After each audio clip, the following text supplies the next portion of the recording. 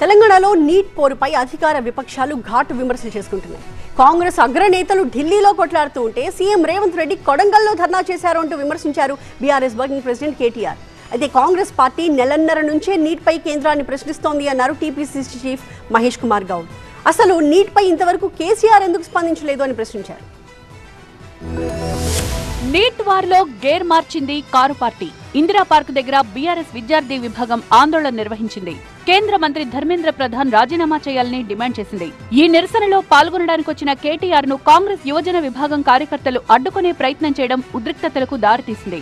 Neat పై మోదీని ప్రశ్నిస్తే ముఖ్యమంత్రి ఎందుకు ఉలిక్కిపడుతున్నారని ప్రశ్నించారు కేటీఆర్. మోడీ ప్రభుత్వం మీద బీజేపీ మీద మధ్యలో ఇక్కడ చుట్టాబాయికి ఏం వచ్చిందో నాకు అర్థమైతలేదు. నీకేమైందిరా నాయన? నేను మోడీనంటే ఈ కేడీగాడు ఎందుకు ఉలిక్కిపడుతున్నాడు మధ్యలో? CM Revanth Reddy neat paper leak ను బీఆర్ఎస్ కంటకడుతున్నారని మండిపడ్డారు కేటీఆర్.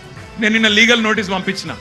ఒరే నువ్వేదో మాట్లాడినావు, నిజంగా నీ దగ్గర ఏమన్నా రుజువు ఉంటే చూపెట్టరా అయ్యా.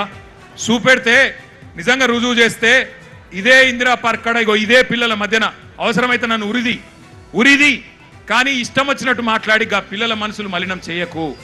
లేనిపోని బదనాములు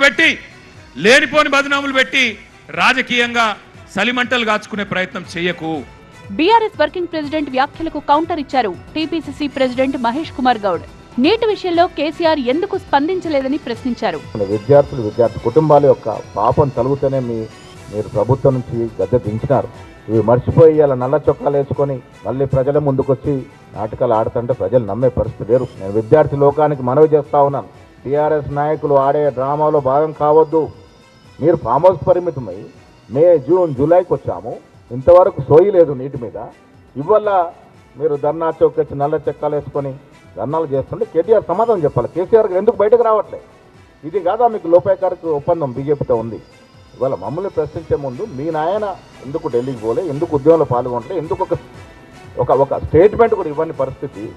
ధర్నా విషయంలో పరస్పరం విమర్శలు గుప్పించుకున్న కాంగ్రెస్ బీఆర్ఎస్ నేతలు ఒకటే డిమాండ్ వినిపించారు. కేంద్ర మంత్రి ధర్మేంద్ర ప్రధాన్ రాజీనామా చేయాలని డిమాండ్ చేశారు.